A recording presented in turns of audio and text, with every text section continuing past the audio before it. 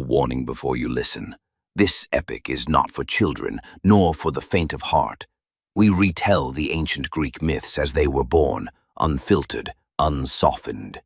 Scenes of violence, curses, betrayals, and a hunger for power that shows no mercy.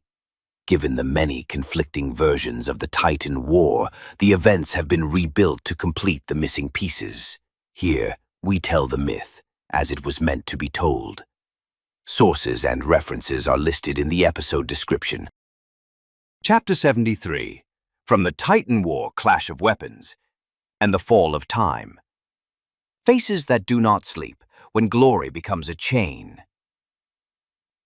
In the camp of Cronus, every lightning bolt left unreleased carves a wound into the hearts of soldiers. The camp was not still.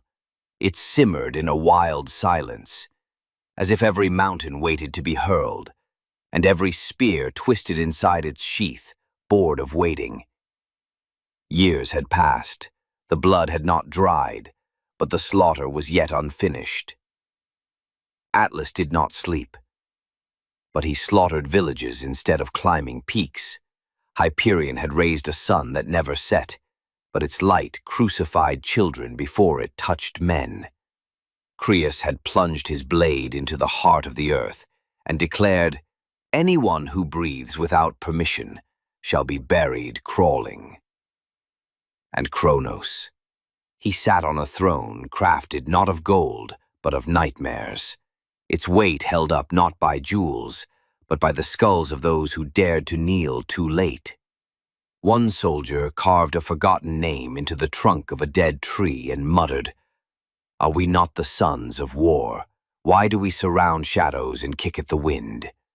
Another replied without turning his head, "He doesn't attack, because he wants them to collapse, without ever loosing an arrow." Inside the hall of judgment, the air did not move unless pride allowed it.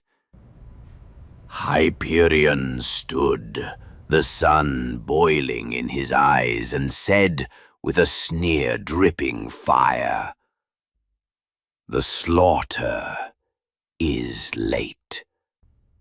Cronus raised his head, gazing at him as if dirt had dared to rise, and spoke in a voice that bled nails. "I think you fear them. The slaughter is not delayed. I am savoring it.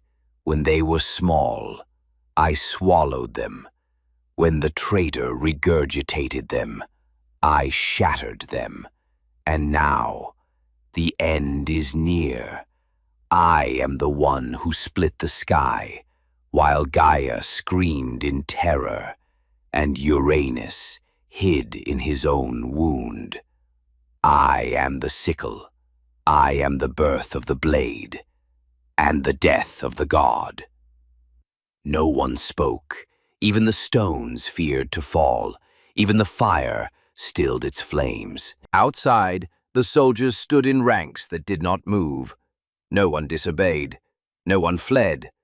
But their eyes stared forward as if they could smell the stench, as if every blink whispered, "Are we still fighting? Or merely worshipping a pride too blind to see anyone but itself?" And in a corner where no light reached, a nameless boy etched something into stone, then shattered it, then rewrote, as if trying to inscribe what was never allowed to be said aloud. The prophecy draws near. Cronus shall be slaughtered, as he slaughtered his father. The wind that passed over Cronus's banners did not sway them. It tore through them from the inside. Glory had become a shackle, silence, a wound that bleeds unseen, but is on the verge of screaming. This chapter of the epic has come to an end, but remember, what you've just heard is not a record of facts, but the echo of a myth, a story born from the imagination of the ancients, etched into the long memory of humankind.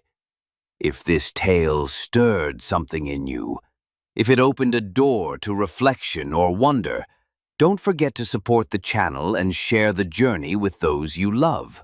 And in the comments, tell us which moment in this chapter struck you the most and why. We'll meet again in the next chapter of this audio odyssey through time. Until then, farewell.